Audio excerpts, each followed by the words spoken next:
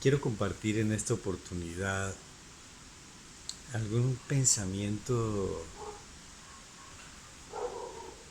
relacionado con aquel relato que se conoce como las bodas de Canaán, donde el maestro, eso está en Juan capítulo 2, del 1 al 11.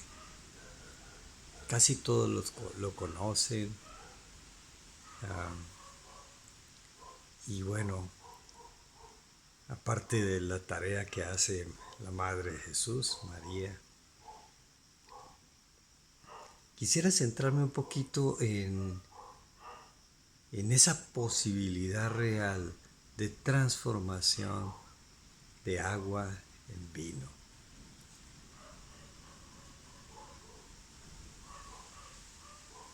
Y es que ahí hay una propuesta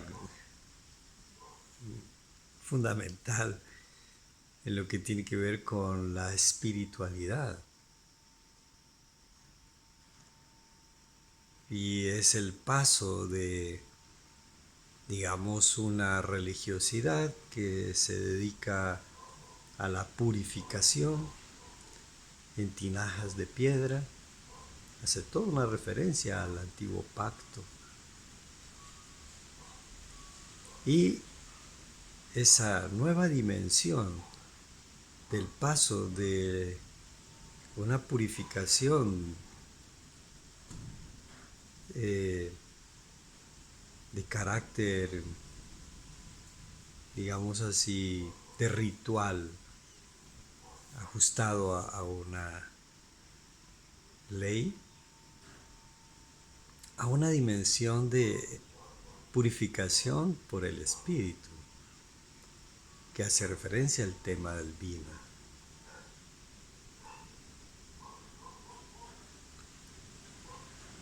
Entonces, eh, es importantísimo que miremos en el relato como cuando los personajes se dan cuenta, o más bien los personajes se les pide que lleven esa agua transformada en vino a, alguien que iba a evaluarla. Tenía que evaluar antes de servirse a la mesa a todos. En la fiesta tenía que ser evaluada, catada, digamos así, a un personaje que se conoce como el maestresala. Y entonces él verifica que es un excelente vino. Y ahí es donde viene el texto importante, fundamental, de guardar el vino hasta el final. Y me llama mucho la atención cómo esa transformación, por eso esto es símbolo, es un signo muy importante de toda la transformación que el ser humano emprende desde, desde su dimensión de agua.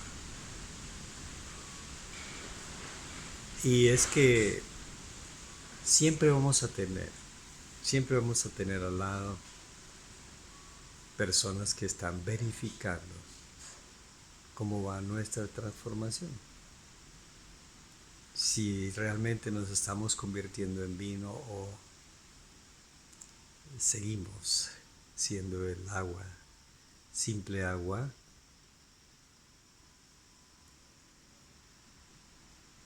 Y por eso es importante que esta reflexión nos lleve a esa dimensión de entender que en el encuentro con el otro se verifica nuestra transformación. El otro es el que va a saborear lo que llevamos dentro. Es el que se va a dar cuenta si dentro de nosotros qué es lo que existe. Y por ello es tan importante que nosotros, en el camino de la espiritualidad, entendamos que la purificación, por llamarlo así, es interior y que eso naturalmente tiene que reflejarse en lo exterior, en nuestra forma de ser. Y por ello hay que cuidar el contenido del vaso que somos nosotros, Porque muchas veces se dice que todo se resuelve con diálogo, pero el diálogo como tal no es el que resuelve todo, sino lo que está, el contenido del vaso que luego tú compartes. Porque si una persona va a dialogar con otro y va desde su mismo odio, resentimiento, bajo sus mismos ah, prejuicios o demás, o juicios ya hechos, pues ese diálogo no va a servir. Pero si hay un proceso previo, interno, frente a una situación compleja, por ejemplo, de desacuerdos y demás, pero internamente ha habido un proceso en el que tú sueltas, en el que tú perdonas, en el que tú haces un proceso de purificación interior de tu estado de ánimo, de tu mente, de tus pensamientos frente a esa situación. Hay una transformación interior, hay una depuración interior. Eso hace que el encuentro con el otro sea diferente, entonces el diálogo totalmente sea otro. Por ello es importante en el proceso de transformación interior cómo vamos llenando nuestro vaso, nuestra vasija. Y ahí la propuesta, primera de Pedro 4:8 dice que el amor cubre multitud de pecados. Pecados significa amartía, y amartía viene relacionado con errar en el blanco. Es decir, cuando tú no das en el blanco, entonces no recibes el premio. Sencillamente es equivocarse. Hace referencia y le dan un contenido moral y entonces le llaman pecado. Pero esa amartía es precisamente errar en el blanco. Es decir, no acertar. Cuando nosotros no acertamos, no estamos en la certeza. ¿Ve? Entonces ahí viene ese componente. Pero el amor es el que cubre todo ello. El amor absorbe todo eso. Entonces cuando hay una dificultad, o cuando alguien cometió un error contra ti, ¿qué debes tener? ¿Un hacha violenta? Tienes la verdad, y la verdad muchas veces se convierte en un instrumento para herir, para lastimar, para golpear a los demás. ¿Cómo hacemos que la verdad que tenemos se convierta en amor? No, yo soy sincero y digo las cosas como son, a calzón quitado. Espérate. La sinceridad es decir la verdad, sí, ciertamente, pero falta un componente.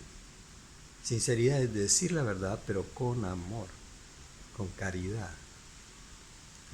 Entonces, sinceridad es igual a amor más verdad.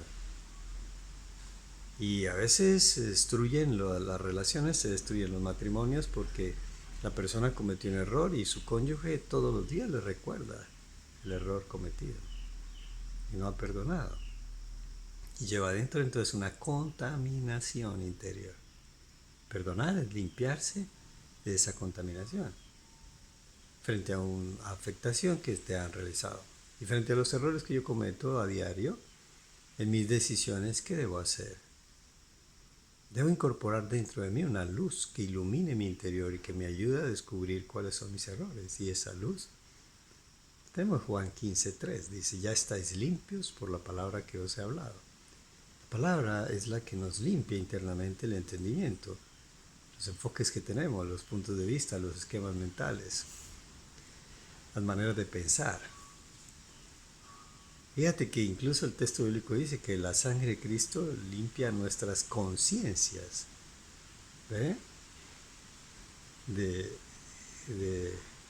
expresiones de muerte que son los comportamientos equivocados. La sangre de Cristo. ¿Ve?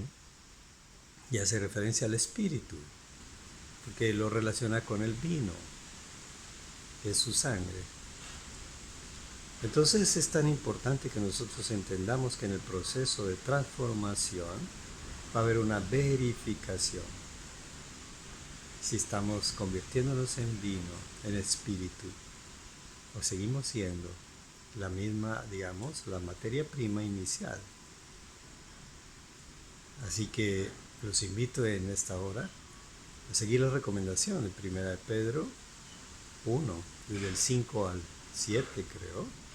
Dice, procurad añadir a la fe virtud, a la virtud conocimiento, Al conocimiento, dominio propio. Al dominio propio, paciencia. A la paciencia, piedad. A la piedad, afecto fraternal. Y al afecto fraternal, amor.